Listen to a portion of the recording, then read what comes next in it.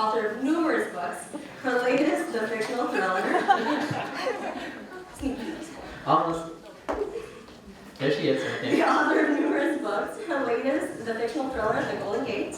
In 2011, she also wrote Battle Hymn of the Tiger Mom, an international bestseller that has been translated into over 30 languages. Now, before I bring Amy on stage again, I actually want to show you a little clip just to give you an idea of what impact the Tiger Mom actually had on, I would say, the world, because it's been translated over 30 different languages, like someone said. Let's start with the reaction to the book. It has been so polarizing. People either love you or love to hate you.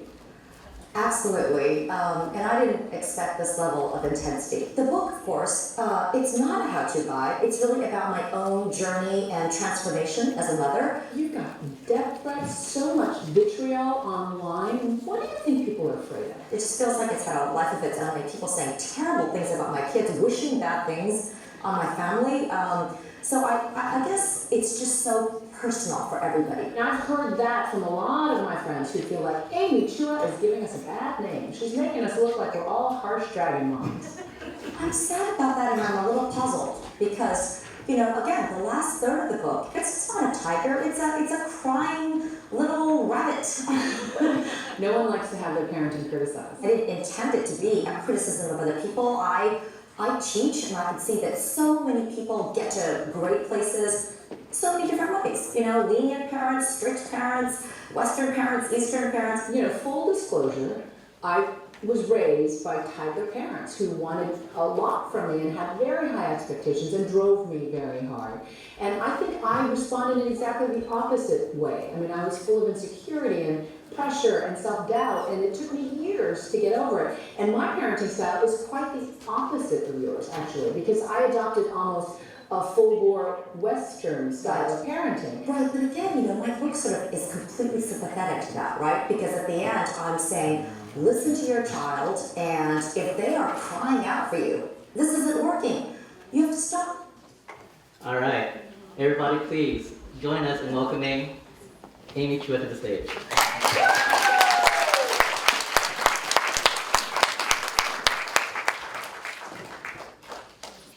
Hi Amy, how are you? Good, good. This is such an amazing honor to have you here on our stage. You have written not just one, but 2 New York best-selling books, right? 3! Wait, is the new one also now already? No, the triple package. Oh, triple package, all right, fantastic. Now, my understanding is that people only see you, and a lot of the celebrities here, as your success story, but they don't know where the beginnings were. So I would like to take a little stroll down Amnesia Lane here, and kind of search what happened at the very beginning here. Who's this, Amy? Who are we looking at? Oh, these are all me, the really tiny, slim one here. That's me in the center. Yeah, these are all me. That's me with my younger sister when I was 15. This is me in Indiana with our old Volkswagen. I was like maybe 7. Wow. So, was writing something that you and your parents had set for you, or was it another path that was set for you? Oh my gosh. Well, first of all, thank you for that great introduction, and thank you all for coming today. It is such a pleasure and honor to be part of the 10th anniversary of Imagine Talks. And yeah, I often get this question, Francis, like my students ask me for advice, like, how did you become a Yale law professor and a writer? Did you, plan it all out? And I always tell them the honest answer, which is, I ended up where I am through a series of colossal disasters and failures and the most humiliating rejections that at the time I thought I would never survive. I am the firmest believer in what doesn't kill you makes you stronger. And I really do believe that every disaster, every mistake has a silver lining. And that what often feels like, oh my God, the worst thing ever, often turns out to be the best thing that could ever happen to you. I really do believe that. As you know, I've shared some of my disaster stories with you. Exactly. So you were, I think your mom and dad gave you a choice of either doctor or lawyer? Oh, right? No, not lawyer. No. This is a different generation. When my parents, I'm more like, I was born in 1962. And my parents just wanted me to be an MD, PhD, Oh, science, this science, is science, the yeah. PhD. And when I only went to law school to not have to go to medical school. You know, I didn't have any particular interest or know what it really was. And when I told my mom that I was going to Harvard Law School, she burst into tears. Yeah, it was a long, long time ago. You know, she didn't come from a culture. She didn't have a positive impression of lawyers in China, and she just thought it was a disaster. It's a very Asian thing to be crying that your daughter into Harvard. Yes, definitely. Very, very, very depressing. Okay, so you got into Harvard Law School, which is a dream from so many people out there. And from there, we went from your childhood, and I believe this is your early adulthood, some representations here. Oh no, you're ahead. I have to get to the. Oh, you did this. Okay, let's go further, a little further back. What any more? No, but I have to. Don't show that next screen because I have to tell the story of Oh, how I yeah, got let's there. get there. Yeah. Let's get there. So, you know, I didn't know what I was doing in law school, and I was not a natural talent. I'm so proud now. My class, there's just tons of Asian Americans. But when I was at Harvard, I was the only Asian in my section of 150 people.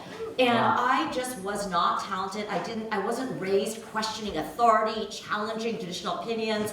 I just wanted to memorize everything, you know, so I wasn't really good at that kind of adversarial thing.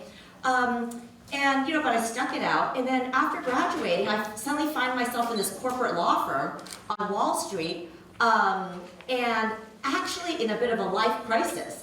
Because I got there, and you know, I learned a lot and I made a lot of friends, but from the moment I walked into that firm, I had massive imposter syndrome.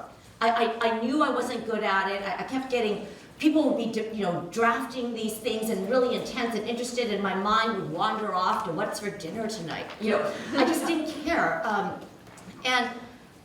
The way that I ended up actually becoming a professor and finding my little spot in the world, because at the firm I actually thought I shouldn't have gone to law school. Maybe I should apply to psych grad school, you know, and I really got to this kind of a depression, like what am I doing with my life? And then I got incredibly lucky, and that's the next slide. This is what happened.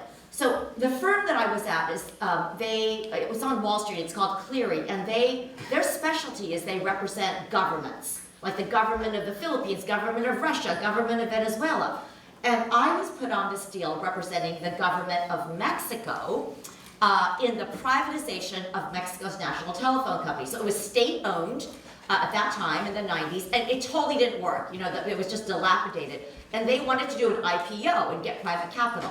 So as the least important person in that firm, I was given the lowly task of writing up the history of Mexico's economy. It was for the appendix to this prospectus, securities prospectus. And I loved this. It was so unimportant, but it was actually, I love history. So I threw myself into this thing, and I discovered a fascinating pattern, which is that for all of Mexico's 200-year history, the country kept swinging back and forth between very pro-capitalist, pro-private, pro-foreign investor, very open periods. And then it would swing to these kind of revolutionary, nationalizing, anti-foreigners, anti-American periods, and then it'd swing back to pro-private capital, open. So I wrote this whole thing up. I was really excited, and I remember handing it to the partner, thinking, I finally, have done something good. And he looks at it, and he's like, oh my God, this is awful. This is so negative. We are trying to sell stock. We're having an IPO. And all this stuff about nationalization and confiscation of foreign assets, who's going to buy the stock? And he said, it has to be 100% accurate, but it doesn't have to sound this bad. And also, I asked you for 3 paragraphs, not a dissertation. So I slunk off and I, redid it. But then I had this 30-page draft that I didn't want to just throw it away. So I decided to turn it into a draft article. And I called it the privatization nationalization cycle in developing countries. And I should tell the story of what happened. So at this point, I've been in the law firm for 3 years. I thought, you know what, I gotta get out of here. I'm gonna try to be a professor, a law professor. My father's a professor. So I wrote a cover letter, and this wasn't published yet. I attached a draft of this 30-page article, and I applied to law schools all over the country for a teaching position.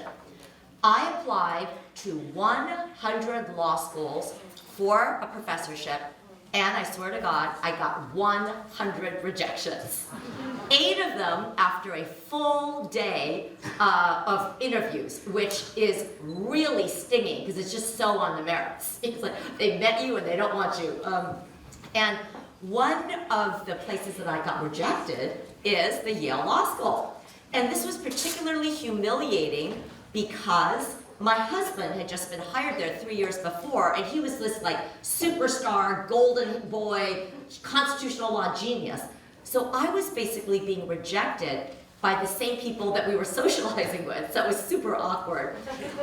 But here's the silver lining.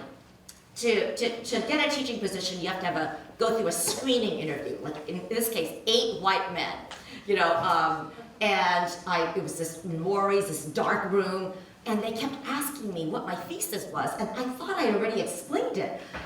One of the things that I had noticed when I was working down in Mexico is that all of the elites, the people we work with, the Mexican government officials, the Mexican CEOs, the Mexican bankers, were all taller, lighter skinned with European features, whereas all the people doing the menial work, the cleaning, the cook, you know, the majority of the Mexicans were shorter and darker with more indigenous features. And I had built this into this article, but in this interview, I was so awkward and inarticulate. You know, I didn't know how to explain this. I was like, rich people down there look kind of white to me. And they were like, what are you talking, you know? And I was just about to get up and go, you know, I was still working in Manhattan, New York. I was gonna get up, leave New Haven, get on that train.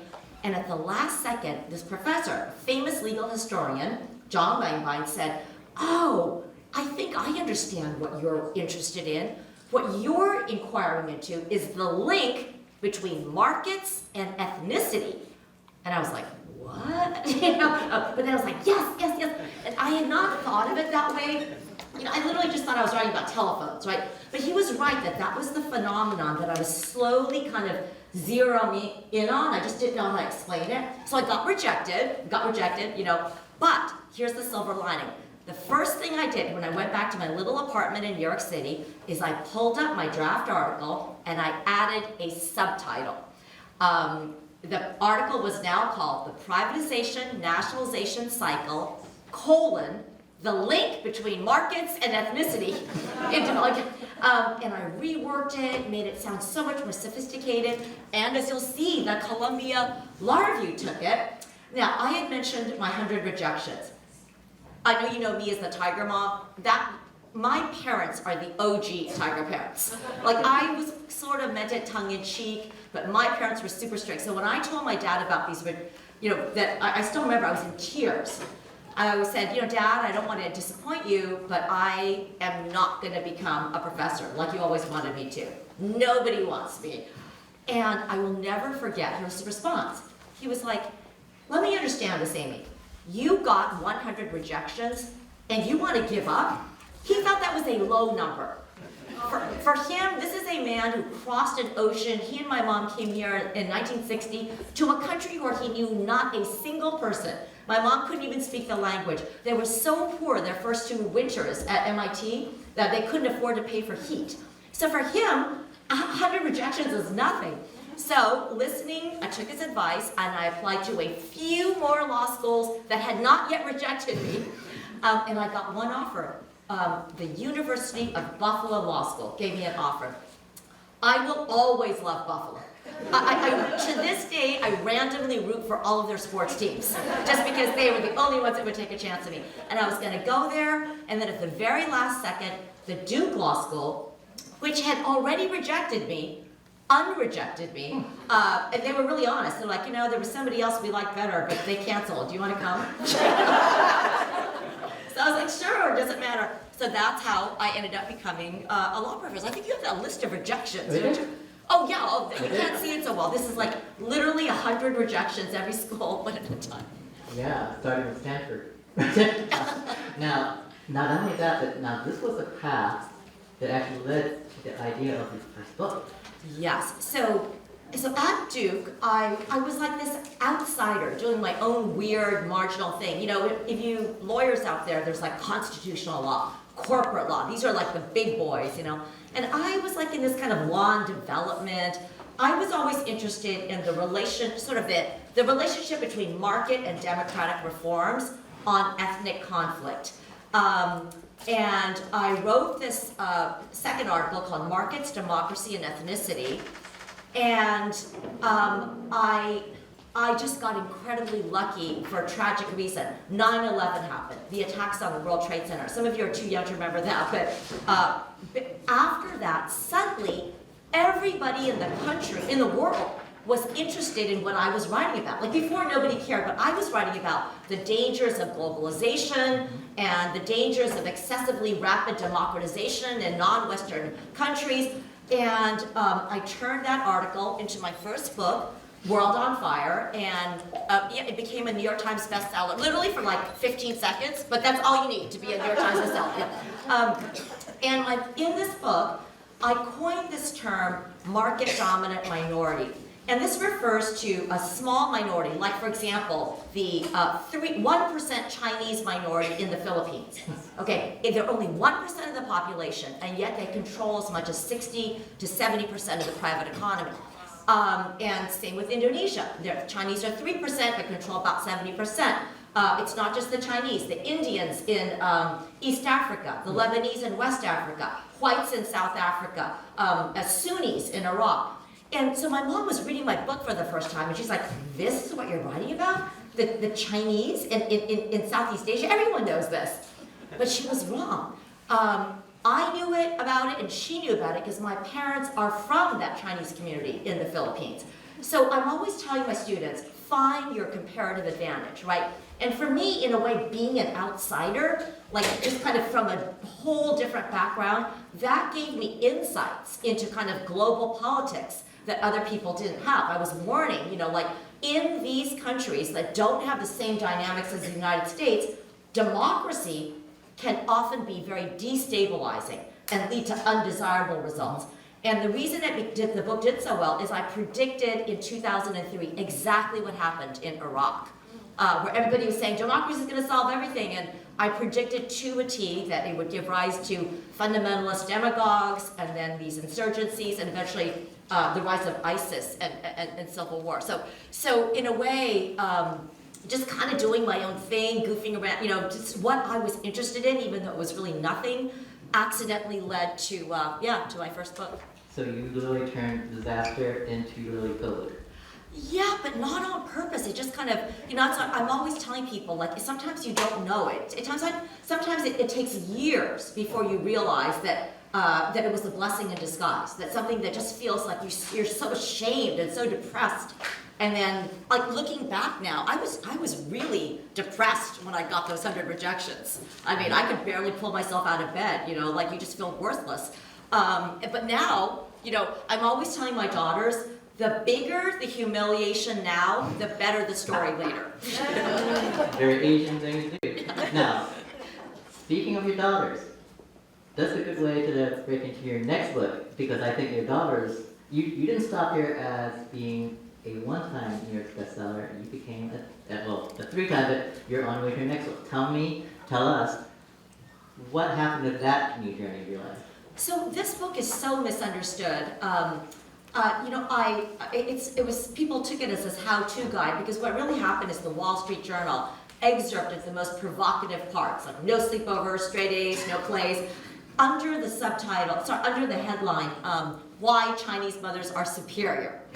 And the world went ballistic, you know, and everyone hated me everywhere. And a lot of people didn't even know that it was a book. They just thought that I had written this essay about why Chinese mothers are superior. But in fact, I wrote this book in a moment of crisis. So some of you are parents and you know how different children can be. My first kid was just easy, like followed all the rules, natural student, and I was like, why are people stressing? Parenting is so easy. And then I got number 2, and I got my comeuppance. And she was such a rebel, kicking even when I was pregnant, just as like a daughter born saying no. And we were very, very similar. We are very close now. But the 2/3 of the book, I think is supposed to be funny. Like if you read it correctly, you see that my daughters are the protagonists of that book, and I'm like the villain. I compare myself to Lord Voldemort, you know. But in the last third of the book, it changes because you guys know what adolescence is like. This is not just in Asian cultures. When Lulu turned 13, she rebelled, but not in a funny way. She got incredibly angry at me. She just hated me. We had in the middle of this huge fight where we threw glass and screaming, I suddenly saw, oh my God, I am going to lose her. If she's gonna hate me, I'm just gonna lose my daughter. And it was like an on-off switch. And at that moment, I switched. I didn't drop completely, but I let her drop the violin. I changed tactics. I became more attentive to her personality and what she was saying. And it was the day after that fight that I started writing Battle Hymn of the Tiger Mother. And it just poured out. Because I actually have writer's block. My first book took me 7 years to write. And if I could squeeze out one paragraph a day, that's good. But with Battle Hymn, I wrote the first 3/4 of that book in just 3 months. It was like therapy, just poured out. And I showed every single page to both my daughters and my husband. It was like a family therapy. And that's the genesis of that book, you know. And I mean, I am still a proud tiger mom, I will say, but I just with some flexibility and more, I think, paying attention to the sort of particular personality of your children is how I would nuance it. I would almost say that because when I go on Google and I type in tiger mom, your picture literally comes up. You are literally the iconic tiger mom. No, I am. I coined the term. Yeah. Exactly. Yeah, That's you came up with the term, right? I came up with the term, and not only that, that year in 2011, Tiger Mom was nominated for Oxford Dictionary's Word of the Year, but I lost. The term that won was squeezed middle. Yeah, see? It was like Occupy Wall Street around then. Oh, Yeah. All right. Now, how do you define, like you literally create a culture phenomenon, and you put a name to it and an identity. It's something that a lot of us Asians grew up with and didn't know exactly how to describe to our non-Asian friends. They're like, why are you not able to go out on any at all, ever, right? How do you describe what your definition and of pragmatism is? What is a healthy way to actually be, bringing elements of that, but not to the point where it becomes toxic? I think that it's actually a misunderstanding. I don't think it's about getting good grades or, colleges, especially now that my kids are much older. You really, ultimately you really do just want them to thrive and be happy. But it's just not that easy. Like if it were just that you let your kids do whatever you want, you just say you're amazing. And if they could be happy, guaranteed that way, we would all do it. But unfortunately, that's not the case. It's not happiness producing to not be able to get the job you want, to not be able to pursue your passions, to not have opportunities. So I like to define it more broadly as believing in your children more than they believe in themselves. Just really, and then I learned some lessons, like how do you best help them understand that, and realize that. And it is definitely not one size fits all. It is much more of an art than a science. You have to continually adjust. But I still, the parts that I hold on to, Francis, are I really don't think it's great to let your kids give up too quickly all the time. Because that's the story that I told about the 100 rejections. Like one of the things I teach at Yale Law School, and I see the students that end up doing better, that are actually mentally, health-wise happier, are the ones that can pick themselves up off the floor. That can be like, okay, this sucks, this is horrible, and of course you can be the doldrums, you can be depressed, but to eventually say, I'm gonna try again, I'm gonna keep going, because life is just gonna deal with you. All of us, no matter what, there are gonna be failures and rejections, and so that ability to have grit and to be like, I'm not gonna give up, I certainly think that is what I credit my parents for giving me, not the no sleepovers or you have to do this or that. I tend to think a problem with Asian tiger parenting in particular is too narrow a definition of what counts as success.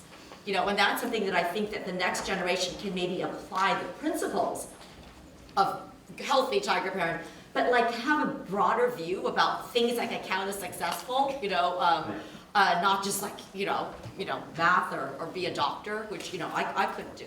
Right now, in your next book, right, you wrote about politics and economics, and you wrote about parenting, and I think you told me or said, you know what, I'm going to try something different this time, something a little less controversial. Now, what's the genesis of your latest book?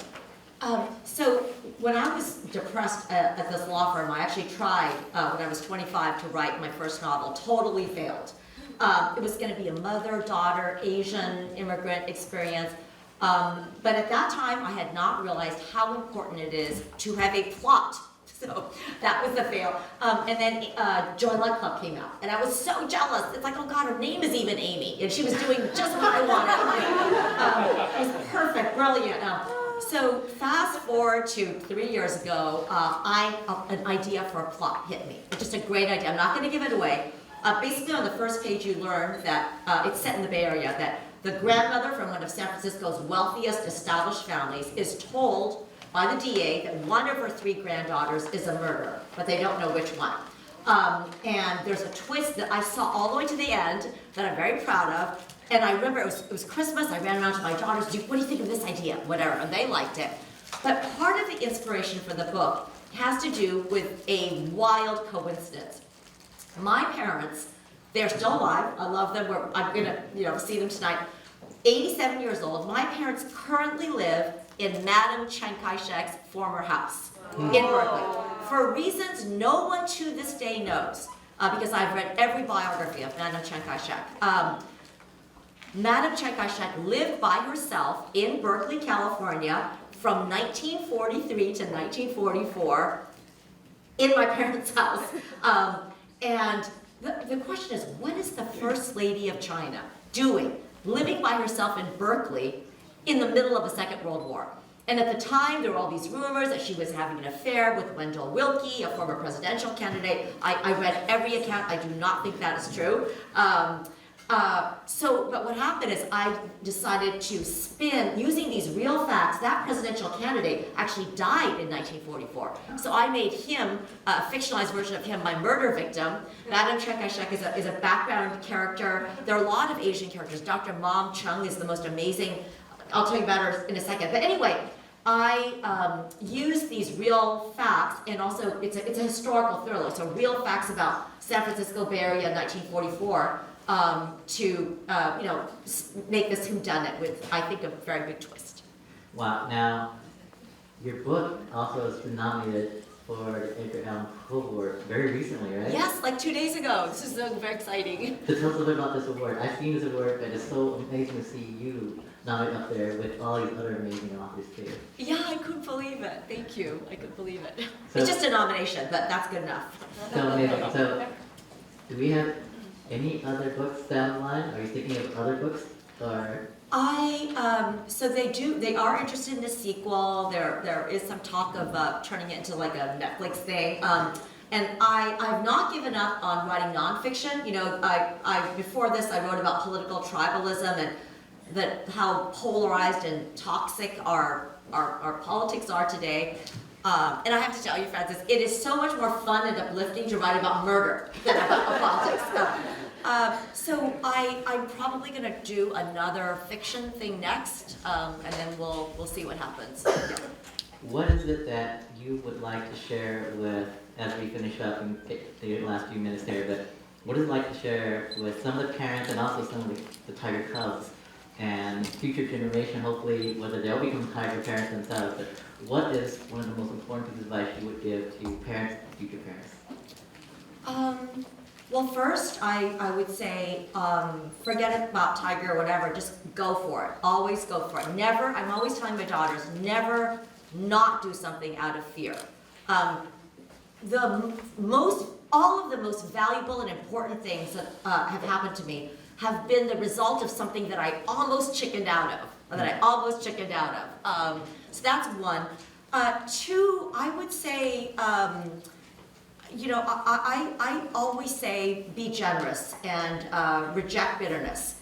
A lot of bad things happen, things that are unfair, and for me, I just find it too, it's when you're really angry and kind of bitter, it's not very, it's just not healthy for the soul, healthy for the mind, and it makes me have writer's block, actually.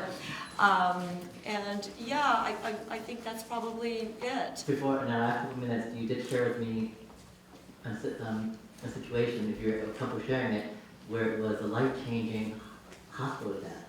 Oh, yeah. Yeah, I told you about that? Yeah. Really? Yeah. I was so touched by that, because it explained a lot. Yeah, I was in the middle of I don't know what controversy, you know, but like so I'm the tiger mom. I never get sick. I don't get colds, and my family hates me because I'm like, just take Advil, you know, and I don't get headaches. I don't have insomnia, but so my kids are always saying that I'm not sympathetic. My husband thinks I'm not sympathetic. But in 2018, I had a freak condition, nothing to do with cancer. They thought it might be, but bizarrely, it was just diverticulitis. But it was I hope this is not too much information, but a 2-centimeter hole in my colon, which I didn't know. And suddenly, I was having fevers, 104, 105, passing out. But again, I was a tiger. I was like, just push through, you know. And I was in enormous pain, and then when I finally collapsed and they took me to the hospital, I didn't come out for 3 weeks. The doctor told me when she said, you are stupid. She's like, when people ask you on a scale of 1 to 10, how much does this hurt? And you were like 4. She's like, this is a 10. You know, this is a 10. You almost killed yourself because all the toxins. So one of my lungs collapsed. It went to my heart. I had 8 tubes in me. I lost all my hair. I came out in a wheelchair, and I had to have a colostomy. You know, where you have it's pretty good, but it's a very it was 8-hour surgery. I came out in a wheelchair. I could not walk to the end of my driveway. And I was also an oxycodone addict. I got addicted to these painkillers in the hospital. So I came out, and I told Francis that, you know, I'm always like, go, whatever. And I came home, and I literally could not walk to the end of my driveway. And I was like saying to my daughters, has this tree always been here? And I was like, are these like new plants? And they're like, Mom, this is like, you pass this. And so it really was this forced stop and smell the road, like, because I was just in a different state of mind. So that was a very life-altering experience. And I had a reverse surgery 8 months later, so everything, you know, was kind of back to normal. It took me a whole year to recover. And I never would want to be in that much pain. I was also nauseous, and it was very, just a pretty terrible period. However, as I got better and healthier, I started to lose some of that, just kind of peace and, you know, just kind of like being much more just appreciative of just all the beauty in the world and nature, a way that I've never been. I'm always just moving too fast to see anything. So I was telling Francis that I don't want to be sick again, but I do regret that I just completely fully recovered, and I'm just back to the type A person. So hopefully it doesn't take another illness like that. That was beautiful. So that's all time we have here for us. Thank you so much for joining us there, Amy. It's always wonderful. Thank you so much.